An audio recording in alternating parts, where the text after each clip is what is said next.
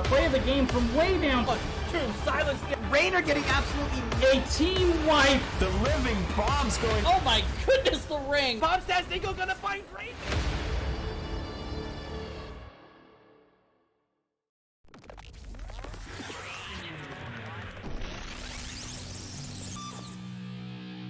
Oh, the life finder keeps Maev up. It was going to be a close thing. And healing, what? Get out of no! No! Triple stun again. Big flanks coming out from the Blaze. It's a death metal though. Death metal into the double, triple kill.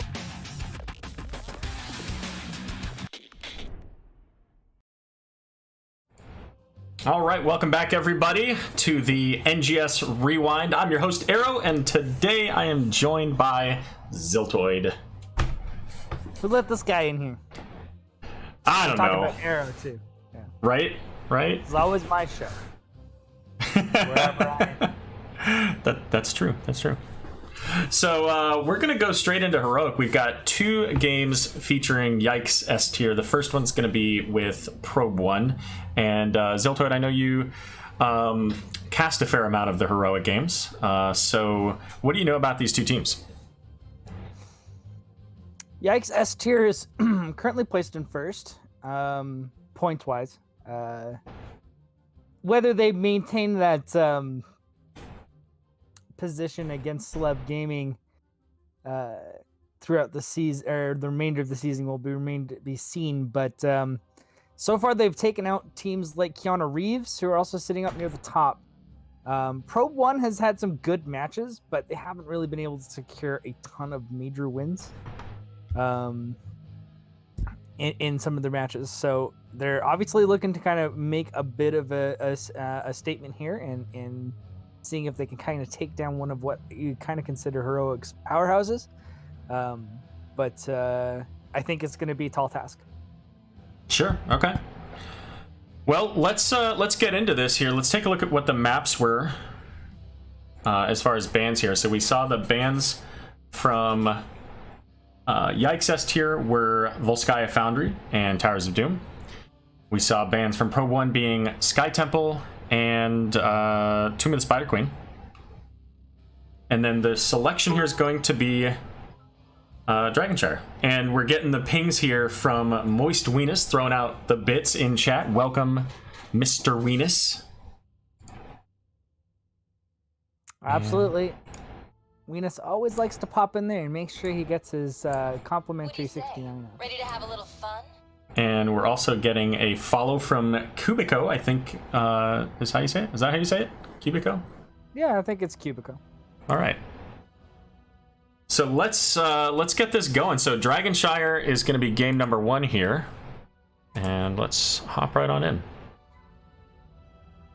Sounds good. Here we go. Yeah, Dragonshire is, a good standard map. Really taxes your ability to macro, as well as to identify, good pressure points where to apply pressure onto the enemy team's camps or heroes. You can kind of see in this draft already that we've got on the side of Yikes S tier a lot of poke, wave clear, but still quite a bit of aggression.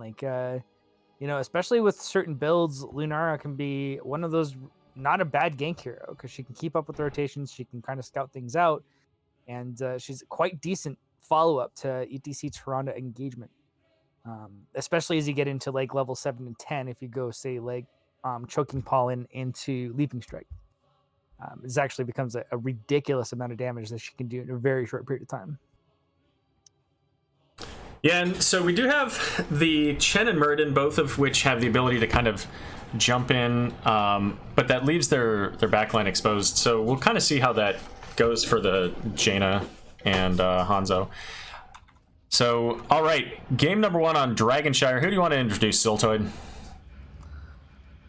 Well, I'll start with Yikes S tier. On the blue side, we've got Cubico on the Tyrande, Mason Blaze playing the Rel. We have Shredded Oof on the ETC, Jet playing Lunara, and John Knight 1's on the Rel. And Mason Blaze is on the Junkrat. All right. Why would I think it was any other way? I don't know. Anyways, go ahead. for Probe 1, we've got Perfection on Rhaegar. We've got Really on Hanzo. We've got Div Yikes on Chen, maybe? Christy on Muradin, and let's see, Zati on Jaina? I even had a moment to try to figure out how to say some of these names, but I wasn't positive, so we'll see. They can roast me in Twitch chat if I said it wrong. Yeah, Zati, but it looks like they're gonna get actually picked off by this rotation here coming in from Junkrat, ETC, and Tyrande. Got a lot of good, like, accurate poke damage there by Mason Blaze, and then just having the finish up follow-up stuns there when she was super low was really good. Yeah, getting that Lunar Flare really secured the kill. And Yrel, just up here, ready to go with her charged up hammer.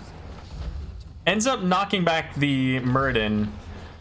I don't think she could have quite gotten the position to get Perfection, but really wanted to. You could tell she was looking for that dog. From Shredded Oof was actually really good. Had there been a DPS actually available at that moment, I think he would have died there.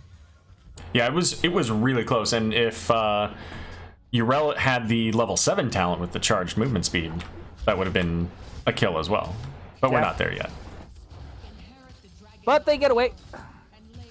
So now it's a Rel Chen matchup up top, and I'm actually quite curious to see how this kind of plays out in the end. So far, it looks like Chen has a pretty commanding lead. All right, so according to Shredded Wind, Zatia, maybe. Okay, that makes sense. That's what I'm going with based on weight. So I don't think I was too far off. Fairly close. No. But Dragon Knight is available now for the red team, but we've got John Knight coming up with Cubico into the top lane to push Chen back.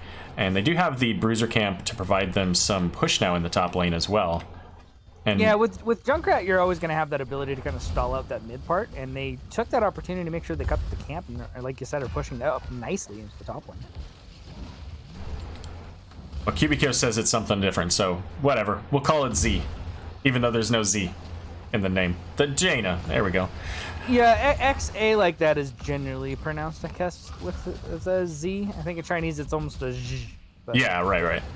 Jati, yeah. Yeah, it could be something like that. Well's going down, the boop onto Chen, knocking him over the well, but he's able to kick away and use that stagger to remain safe. And Muradin keeping eyes on the Dragon Knight as Junkrat rotating down. And it's back available for the blue team. Yeah, top well going down at 3 minutes into the game is actually very fortunate for Yrel and should make this matchup a little bit less problematic in the long run. But she's dueling actually quite well into that Chen currently. It looks like might be able to sustain this out a little bit longer, but might need to retreat. Yeah, and right now it's pretty close here. I was just gonna say if he kicks in, he might be able to finish the job, and it is not enough. So close. The Q heal keeping her alive. Yeah, but between her self heals and that tap, though, she will be able to re-engage in on this, and Shenan's not going to be able to stay here. So Chen did flip the temple over, the shrine over to the red side now, so they can no longer grab the Dragon Knight, and Muradin coming in to flip the bottom. Kind of an interesting the jump over the wall looking for what he thought was a blue team on the camp, but it's going to be Jaina taking it out. Yeah, Jaddy looks like she's got a little bit too far out. Almost went down. Unfortunately, the finish was not quite there yet to get the kill, but it was close. Yeah, and that totem from Rhaegar, the deciding factor in whether she lives or dies there. Let's take a look at these talents. Level 7 available. So we do see that charged movement speed from Yrel now. I think that's the go-to talent nowadays. Given the movement speed increases in general, makes that talent a lot better overall. Yeah, for sure. She did not take Hand of Freedom at level 4, though. But Junkrat, it looks like, is going to be able to secure that Dragon Knight. And that was just good macro positioning, plus pressuring out the Jaina, and it looks like she's going to get pressured again here in the bottom lane. But it is only ETC, so securing the kill is very difficult at that moment. But kind of they were just able to apply good enough pressure in both lanes to really kind of give them the positional advantage they needed to secure that Dragonite pretty much uncontested. Yeah, Jaina's sitting at 2,600 on her Fingers of Frost. Oh, wait, is it Fingers of Frost? Frostbite. Frostbite is the base. Fingers of Frost is the level 1, which she didn't even take. She took the Reach. So a little bit of a different build than I'm used to seeing out of Jaina. We're I also don't know getting if chased that's by normal. Chen, and he's going to get the kill, actually. Oh, I was focused on the bottom. Damn it.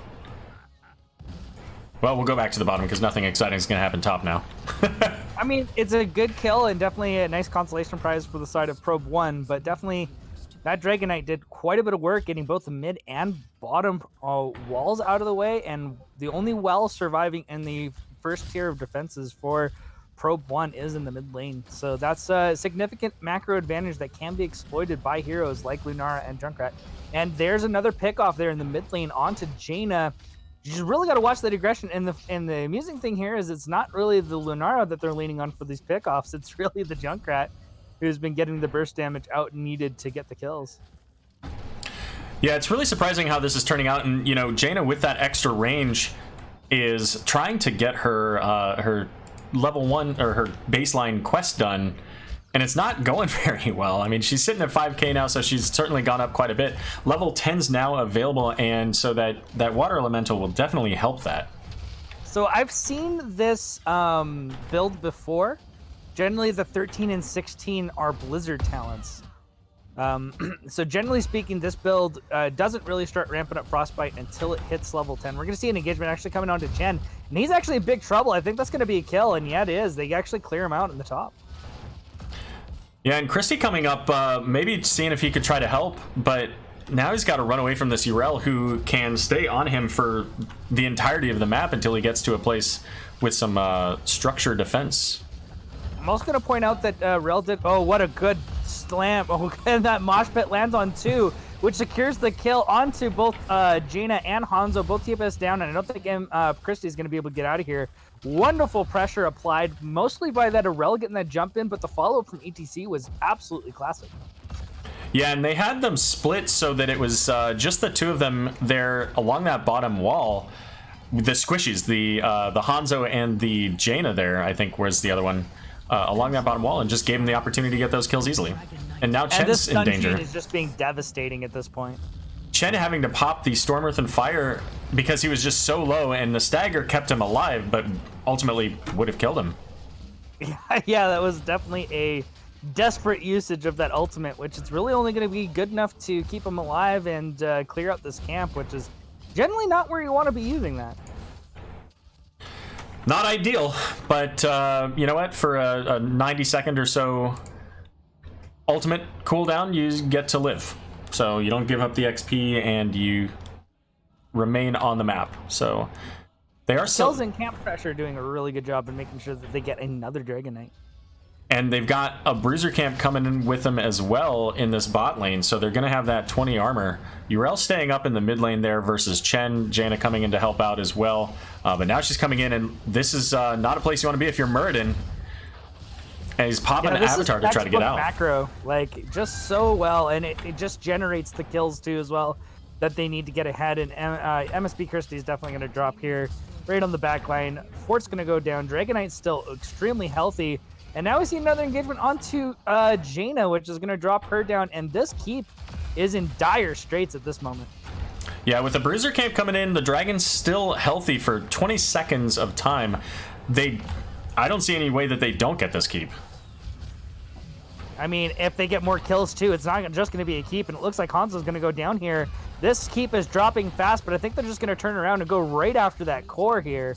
And that is going to be the case, as they do have a camp pushing in and a very large wave pushing in behind it. And we still 16 seconds on Hanzo. And they have all their ultimates too.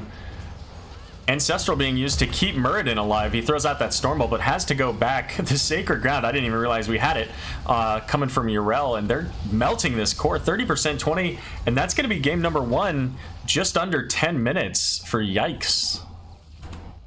So really showing how to play Dragonshire, a textbook usage of both macro and good positional pickoffs. Like, they were just finding those stun chains and getting kills off of it. Only area that we saw Probe One get any types of like aggression out was in 1v1s or on odd situations, and really they only had maybe 1 or 2 of those moments throughout the whole game. Yeah, and we do see, Yikes working on their probably not getting as much value for their weekly stat list. Getting this game done so quickly, right? That, I mean, 24k damage for Lunara. That sounds like a really low damage game for Lunara, but of course, when you look at it from the amount of time, it's quite valuable. I will point out that 120,000 damage in Siege in 10 minutes is nuts. That is pretty crazy, and I mean, Junkrat had to be in the Dragon, right? Both times, right? Yeah, I mean, I think so. That's a lot of Dragon damage, I think. Yeah. So, popping up the talents there. I was going to talk about Sacred Ground there. We didn't get to see the full build from Jaina because, well, they didn't get to those levels. Yeah. But it's definitely been something that you've been seeing a lot more frequently with Urels, and actually, it's a really good zone control tool. And on a map like this, I think it's a fantastic thing. For sure. Yep. So let's go ahead and get set up for game number 2 here. Okay. Okay, cool. I didn't screw up anything on the Discord.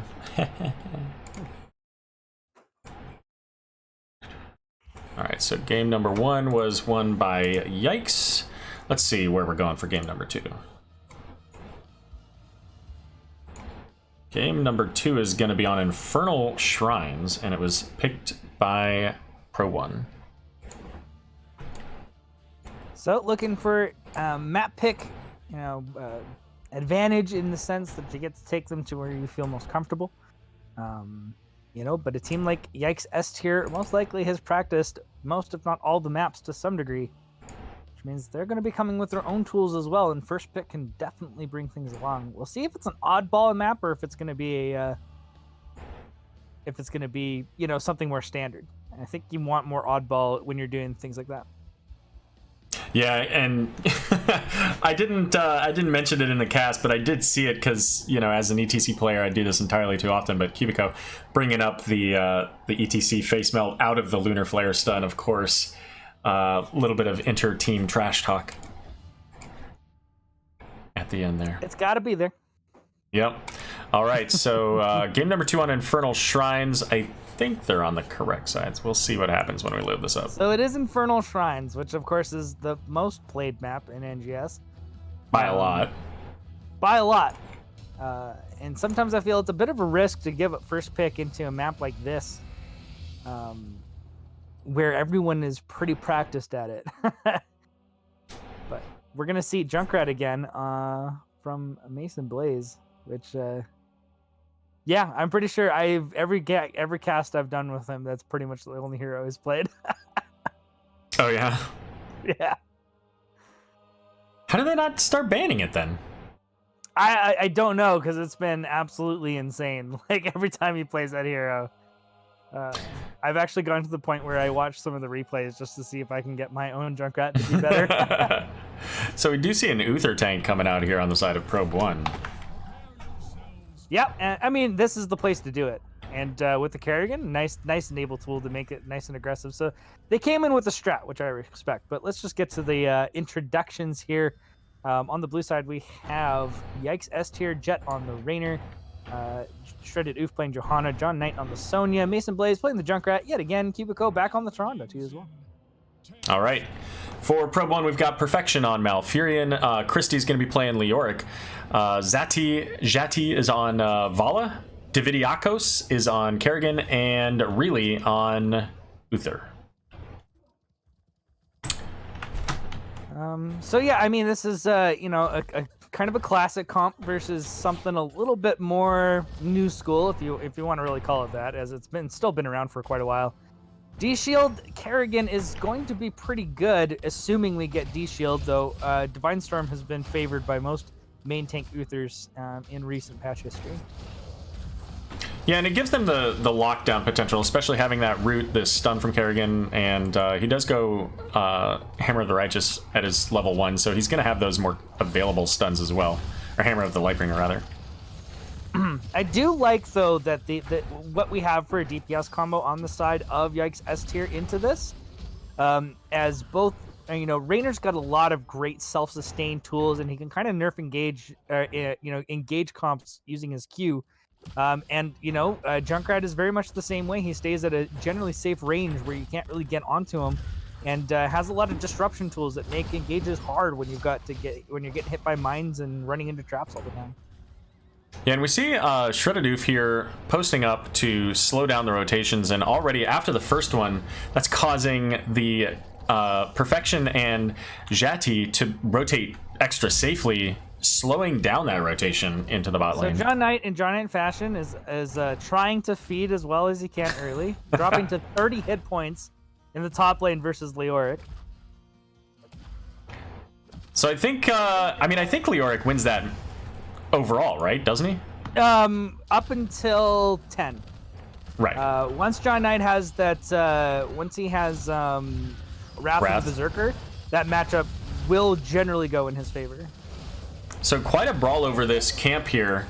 Camp's almost done. They could take it, but Uther's going to go down, and it is going to be Probe 1 picking up the camp, but possibly at the cost of another hero, as Christie getting very low, and Sonya does get that second kill.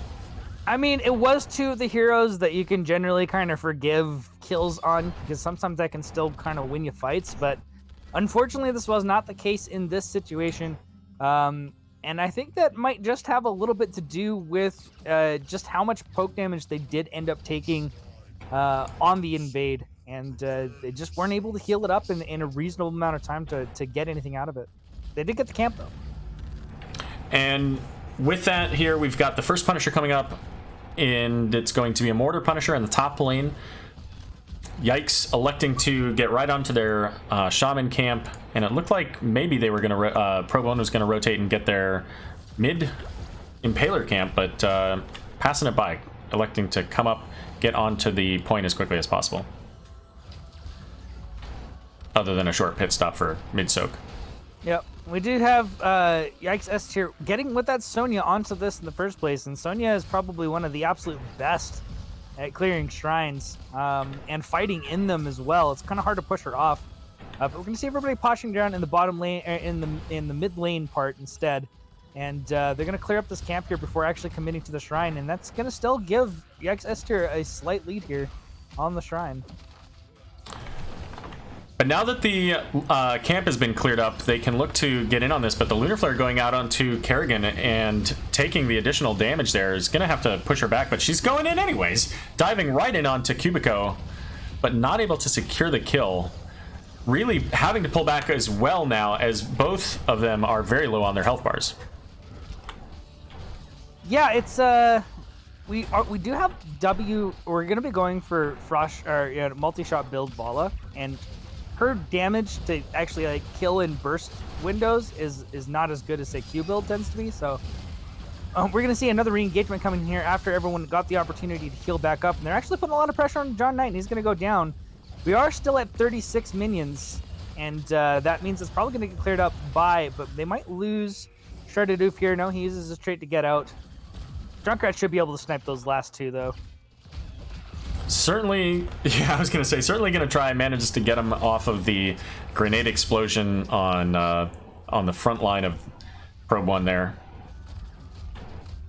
And you can almost argue that the kill there onto Sonya just means he gets to go and rotate faster. Indeed you could.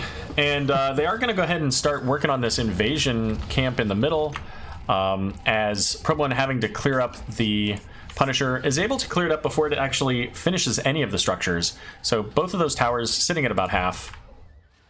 Yeah, top objective did basically nothing in that situation. So good defense in the top lane.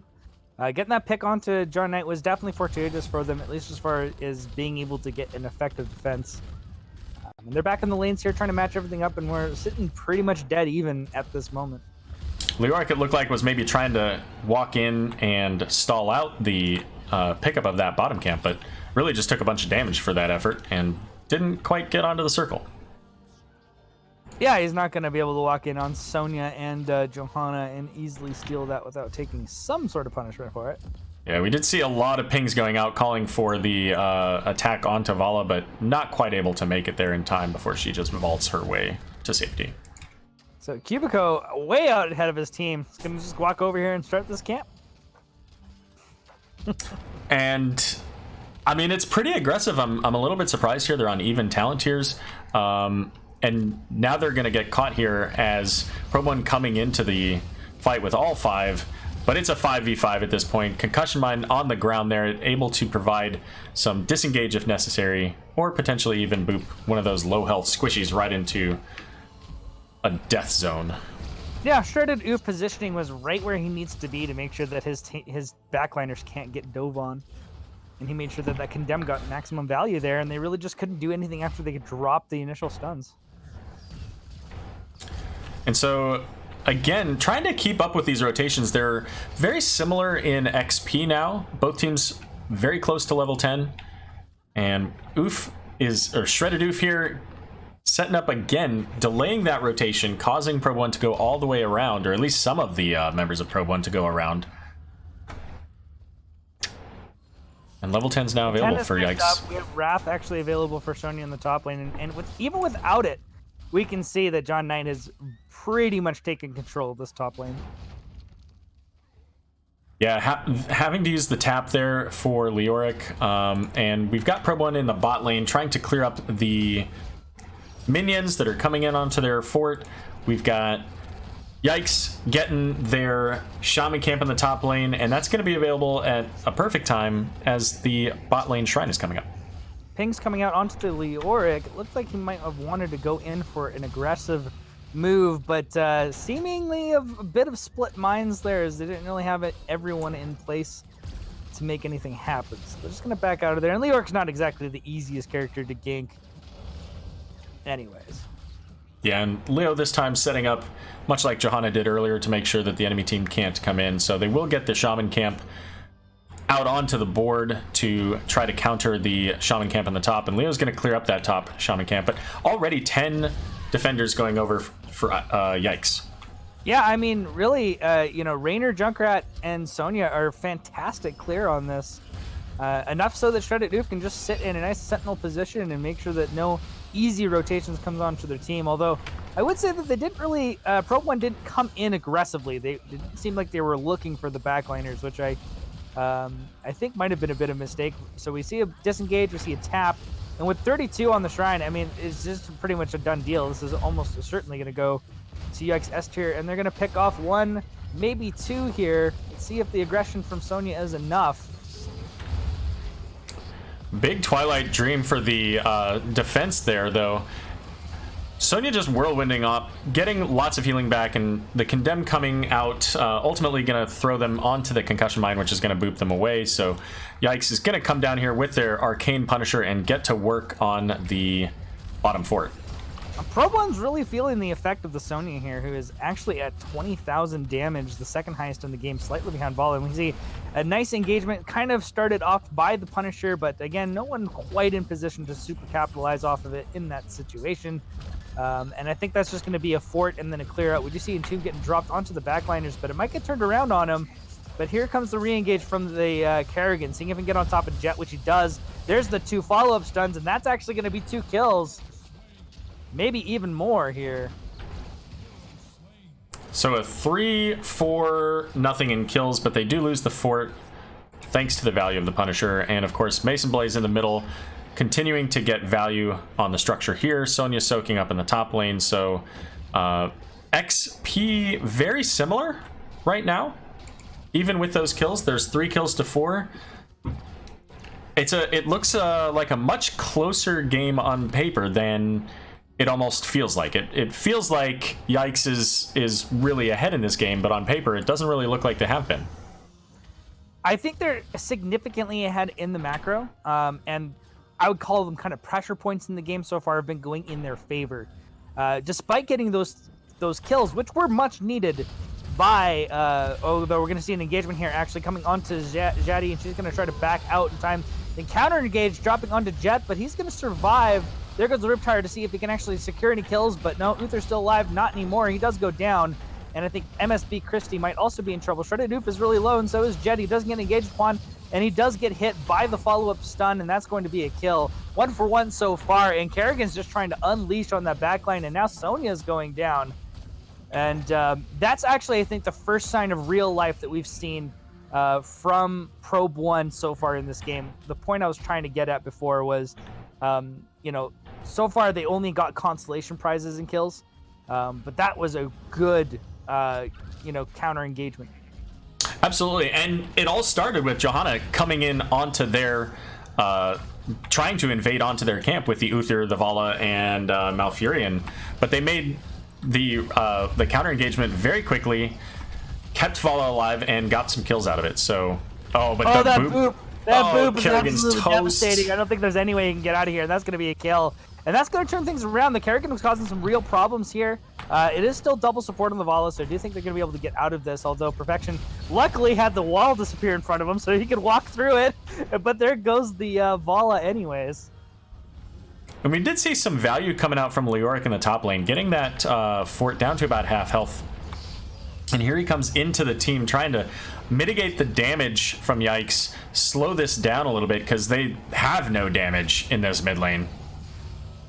Yeah, those two pickoffs definitely are hurting a bit, and we can see that, again, the timing is just devastating for the side of Probe 1, because they're not going to be in position to get onto the shrine first. And as we've seen in every instance so far, the clear is so quick on the side of Yikes S tier that you can't give them 10 seconds on a shrine. Absolutely. I mean, they had 10 stacks immediately on the last shrine, and they're already close to that now, and that's with Tyrande and Raynor on their shaman camp. Yeah. Level 16 is now available for both teams as well. So they're going to back off positioning here as the Bruiser was just coming out from Yikes S tier. So they're going to give that up for a little bit and give Probe 1 a little bit of an opportunity to kind of reestablish themselves in this matchup. They're going to quickly clear up the Bruiser camp and get lane priority so that they can set up appropriate flanks, because that's what they're trying to do. But they do have to watch out for that counter engage. It has been good so far. Uther, though, getting singled out here might get dropped, but he still does have, that's a great entomb on the backline, but it was knocked away very well by the Riptire, and that's going to actually start securing kills. Sonya just going, unleashing, and getting all of those kills there for Yikes S tier. And since they have their shaman camp in a full wave, they're going to get this fort absolutely for free. There's nothing that Probe 1 can do about this with just a Vala up. The Punisher now coming up as well, and that's a frozen Punisher, so that's going to allow them to get the structures shut down. And they have a lot of damage between the Raynor, Sonya, and the Junkrat. This could very well be a keep. Their siege is very good, and the fact that they dropped this keep wall already and people are still respawning at this moment means 100% that this keep is going down. Now, they might be able to find themselves some kills after the fact, but if they also lose anyone on this pressure, this could also just be like the last game, an opportunity to end the game. And we see the engagement coming onto Uther. He's actually dropping very low. I don't know if he's going to be able to walk out of this. There goes a double stun onto him, plus a blessed shield, though those are overlapping. So he does manage to peel himself away, but the keep is going to drop. And Leoric actually dies. And he was trying to lower the damage of Yikes as much as he could there. The Starfall going out, trying to catch on to the Kerrigan, but the Punisher's on the core. They still have a Shaman camp, and all 5 of their team are available as well. So Condemned going out onto the back of the Probe 1 team there, and the Riptire chasing down Malfurion. And this looks like it's going to be game number 2 going over to Yikes S tier. Yeah, I mean, they got the kill they needed. Frozen Punisher also, it makes that a lot tougher. It means the Punisher itself, when it's not being poked down by the enemy team, is not taking any damage, and that's why it went through the keep and was still above half health. If you got a half health Punisher and you kill a Leoric like that, it's pretty much GG. Absolutely. So, talents up there on the screen for you guys to take a look at. And just, again, taking a look at the damage here. Probe 1 with Vala actually at the top of that list, almost 60k, but just not able to convert those into the same amount of kills that we got out of Yikes. And probably more importantly, at the right time. Yikes kills were at pretty much the perfect time, setting up for the objective on that third objective, allowing them to get that keep and ultimately get the core. Yeah, the macro gave the advantages, as we saw plenty of times in that matchup, and like we saw even in the first game. And Junkrat being kind of the star of the show at 120,000 siege damage, again, without a Dragonite this time. And 48,000 hero damage. And I think what happened in a lot of those situations was Yikes S tier was very good at mitigating or by applying a lot of poke damage before the engagement ever happened from Probe 1. And so all of their healing tools and everything are mostly spent by the time they actually call the engagement to go in, and they just can't sustain through the counter damage. Yeah. Well, a 2-0 victory for Yikes S tier over Probe 1. So that's it for that matchup. We've got another final match coming up between Yikes S tier and Amazing. In just a moment, we're going to take a short break. Anything you want to throw out about this last match before we go to break? I mean, not really. I think we covered a lot of it. It was just a good, efficient drafting. I mean, if you're just going to keep giving Mason Blaze Junkrat, he's probably going to keep winning with it. So maybe a good takeaway from this matchup. Indeed. All right, well, we'll be back in just a couple minutes as we get set up for the final match of the day, Yikes S tier versus Amazing.